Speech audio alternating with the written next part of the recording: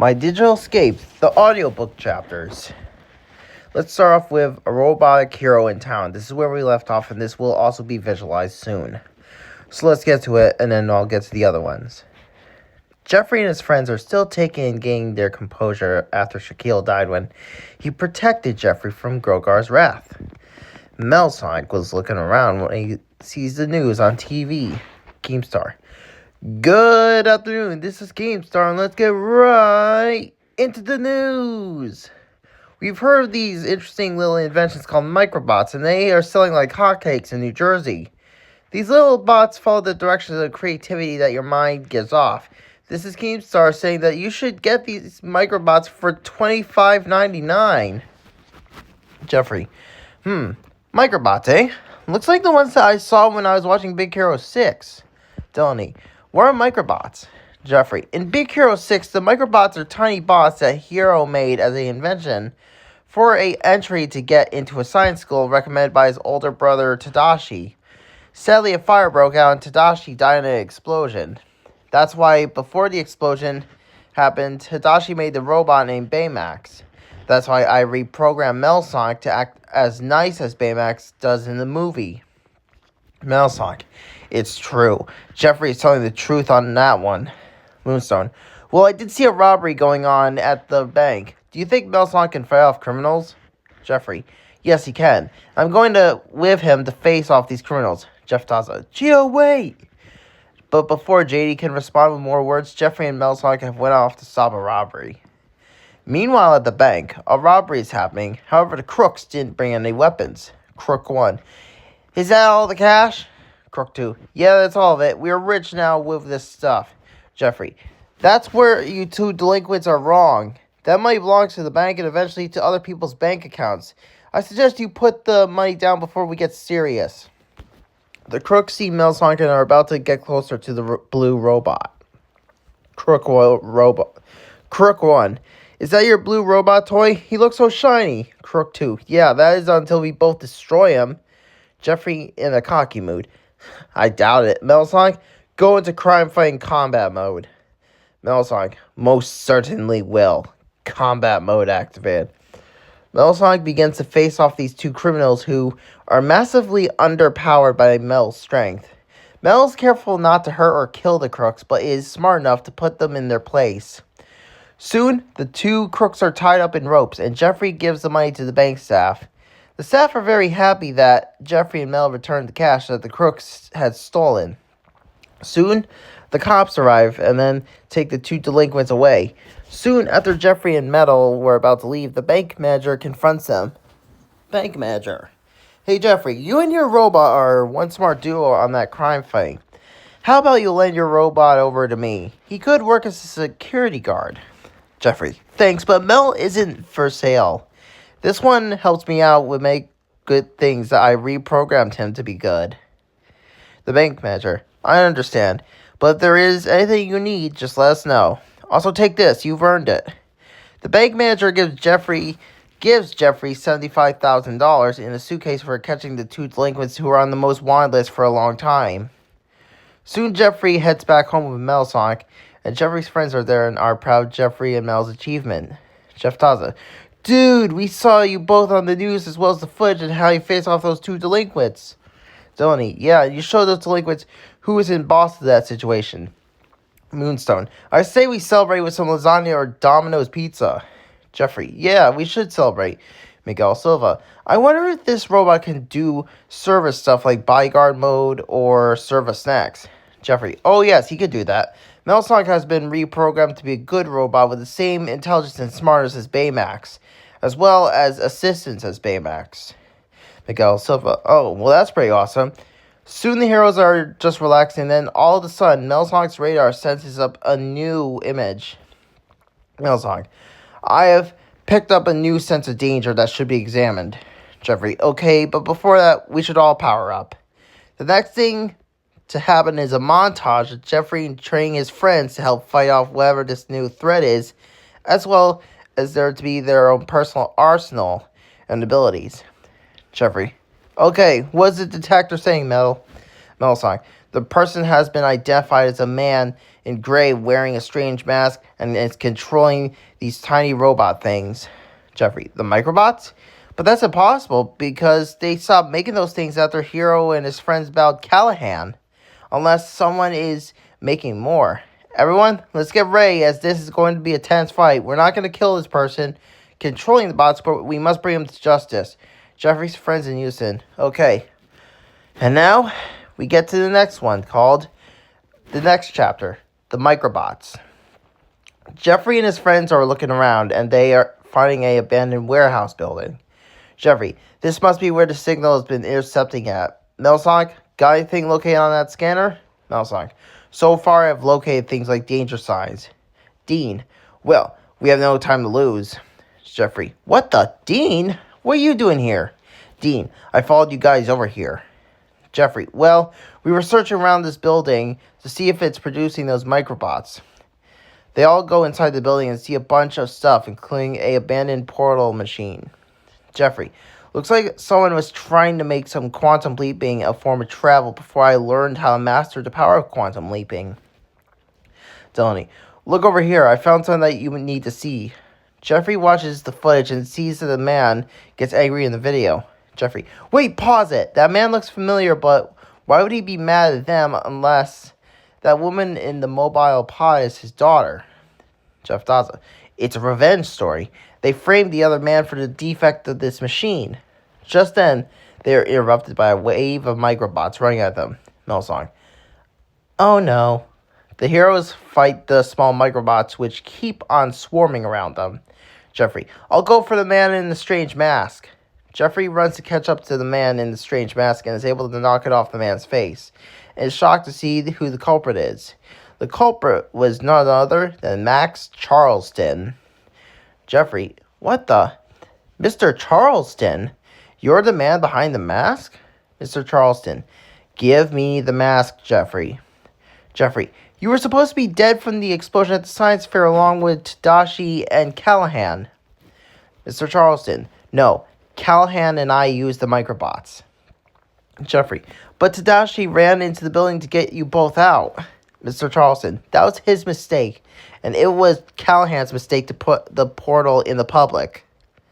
Just then, Mr. Charleston activated the portal machine by accident. Jeffrey and his friends see it activate. Jeffrey, everybody run! Everyone, including Charleston, runs away, but then Melsonic pauses and looks at his scanner detected something. Jeffrey, Mel, what is it? Mel, my scanners have picked up a signal in that machine. The sign shows that it's a female who is in her 20s and is still alive and is in hypersleep. Jeffrey, then you and I are going in to save her for her father, Mr. Charleston. Charleston, please get my daughter out of there. Jeffrey, I'll see what I can do. Jeffrey jumps onto Melsonic's back, and the both of them go into the portal. Inside the portal is an abstract of colors of pink, blue, and yellow, as well as debris from the Callahan incident. Jeffrey, be careful, Melsonic. There's a lot of debris in here. Jeffrey guides Melsonic to the mobile pod that contains Allison Charleston, and they get to the pod safely, and now they have the guide to pod back to the portal exit. Jeffrey, easy does it. To the left, now to the right. You're doing good, Mel. The two of them are doing good progress until a big chunk of debris hits Melsonic in the back. Jeffrey and horror. Melsonic! Jeffrey, Mel, grab my hand or hoof in pony terms. Melsonic grabs Jeffrey's hand or hoof. Melsonic, there's still a way I can get both of you to safety. Melsonic places his hand and turns it into a rocket fist mode. Melsonic, I cannot deactivate unless you say you are satisfied with my care. Jeffrey, but you will be left behind. No, there's no time. Are you satisfied with my care? Jeffrey in a sad tone. I am satisfied with your care. Melsonic shoots his hand, sending Jeffrey and the pod back to the portal entrance. Jeffrey and the pod escape, and the machine shuts down for good. Jeffrey opens up the door to wake Allison up. Allison, ugh, what happened? Where am I? Jeffrey, you're safe now, back on Earth. Your father is here. Allison, hey Dad, why are you wearing that strange mask? Mr. Charleston, oh, silly me. Mr. Mr. Charleston crushes the mask that controls the microbots. Jeffrey both watches them head home. Jeffrey then looks at the separated hand from Metasonic. Moonstone, that was really brave, but what happened to Metasonic? Jeffrey just holds the hand of Metasonic, which is still clenched in the fist. Just then, Jeffrey sees something in the hand. He then moves the fingers to see a important chip that Metasonic needed for all this good training. Jeffrey, this is perfect, knowing that he gave me these chips. They help him fight enemies and serve others with healthcare and good benefits. 2 months later, breaking news from New Jersey with your host, Keemstar. Keemstar, good afternoon. This is Keemstar, and let's get right into the news. After a hero and his robot saved a woman in her 20s from a certain doom, her father wants to thank this hero by the name of Jeffrey Sambursky for reuniting him with his daughter. In other news, TikTok will be banned on April 5th if it doesn't get sold to an American group. The chances of TikTok being banned are extremely high. Upstairs in Jeffrey's room, Jeffrey has built Metasonic after studying the materials needed. Jeffrey in a calm tone. Ow? Metasonic activates and recognizes Jeffrey after the previous events from 2 months earlier. Metasonic. Hello, I am Metasonic, your personal healthcare robot companion. Hello, Jeffrey. Jeffrey hugs Metasonic in joy and Metasonic hugs him back. Jeffrey's voice. Sometimes things don't turn out as planned, but we always have a story to tell. Even if it's a fun one or a tough one, we still get the job done. And now, for the third chapter in this 3-chapter-in-1 video, Jeffrey's Easter adventure. It was almost April 2025, which indicated that Easter was homing in on the public. Everyone was getting prepared for the celebration of Easter, as well as buying Easter eggs, chocolate eggs, and other treats that were related to the holiday. All except for Jeffrey, who was feeling a tad down, as he knew that he already saved every holiday. Jeffrey. The holiday just doesn't feel the same since Shaquille died. He wasn't much of a holiday person, which indicated that he violated the rule number 56. The holiday rule. And his last words were that he said that I, Jeffrey, am the true chosen one. But what does it all mean? Downey.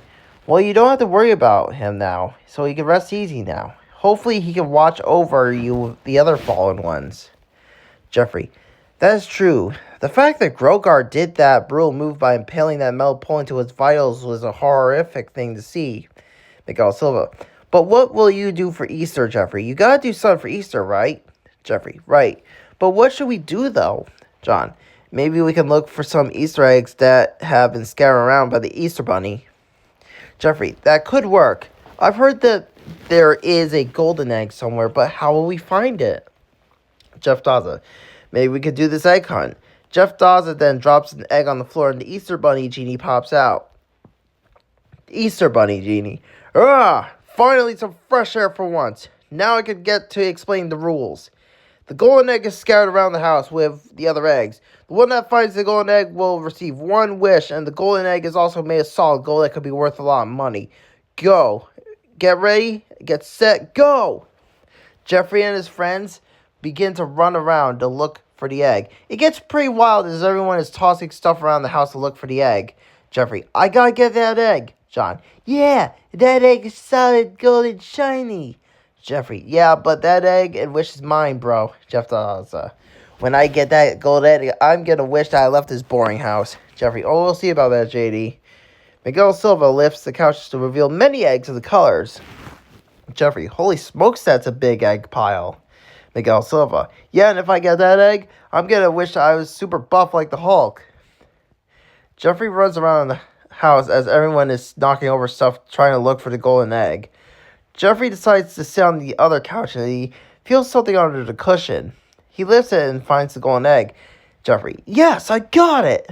Jeffrey runs over to the Easter Bunny genie and shows him the golden egg. Easter Bunny genie, very good work, Jeffrey. You win the golden egg hunt and the wish. Now tell me the wish so I don't have to be trapped in the egg forever. Jeffrey, okay, here's my wish. I wish that I could get some more action figures and merchandise of Mario, Sonic, My Little Pony, and other stuff made and produced and then obtained later this year, as well as some money. Easter Bunny genie, okay, wish granted. A poof sound is heard and everyone finds out that Jeffrey got the egg. They run over to Jeffrey and see the Easter Bunny, who is now just a normal Easter Bunny. Easter Bunny. Oh, ho, ho, ho. I'm free from that egg curse. Also, everyone, since you had fun on your Easter egg hunt, as a complimentary bonus, here's some Easter candy. The Easter Bunny snaps his fingers and candy appears. Jeffrey. Oh my god. Do you see this, everyone? Miguel Silva. Holy smokes, there's all types of Easter candy here. Jeff Daza. Oh, wow. There's got to be some jelly beans here in this basket. Jeffrey shows his friends the golden egg. Jeffrey, this is the golden egg I found. It's got to be worth something. Moonstone, is the golden egg heavy? Jeffrey, only a little bit. It's about as heavy as a rock, but solid gold. Delaney, hey Jeffrey, this letter just appeared to you, addressed to you. Jeffrey, oh, interesting. We better get a good look at this letter. Jeffrey opens the letter and it reads this. Dear Jeffrey Sambursky, if you are reading this, congratulations for saving the holidays and beating the game of EVE or EDE, aka Sage. We would like to commemorate you with this award as you, Jeffrey, have been dubbed as the chosen one after you defeated Bill Cipher. We want you to return to the Brony fandom, even though you technically never left the Brony fandom, as we see that you made My Little Pony posts, so I guess that step's already done. Anyways, feel free to contact us. We all want you back. Sincerely, the Ponytown team. Jeffrey, the Ponytown team? Why do they want me back? Did I do something? Delaney, looks interesting, and it says that an escort is coming to pick you up, Jeffrey. Just then, Jeffrey sees the exact same purple car that he saw before arriving at this house. Jeffrey and his friends walk up and see a person in a white suit with blondish hair and sunglasses get out. He sees Jeffrey and Delaney, the escort driver. Hop on in. Jeffrey and Delaney and Jeff Daza hop in to the purple car, and they see that the interior is made of rich leather. Jeffrey then sees that they are beginning to move. Jeffrey, so where are we going exactly? Escort driver, you three have been called upon by our leader for something important and good. Jeffrey, okay, I guess we'll have to see what is that your leader needs. Escort driver, excellent work. The superior will be glad to hear about your visit to his party. Author's note, the next chapter is coming soon. Hey everyone, I hope you enjoyed these 3 chapters in one. I know they're slightly shorter than the others, but this was what I could think of. I'm going to visualize them, and it's going to be pretty cool. Season 7 is going to have a villain, but I don't know who's going to be the villain of Season 7, so if you want a suggestion of who could be the villain of Season 7, just place a comment in the comment section below, and may the force be with you, class, as always. Like said before, it's Jeffrey Sambursky signing out, and remember, class, may the force be with you.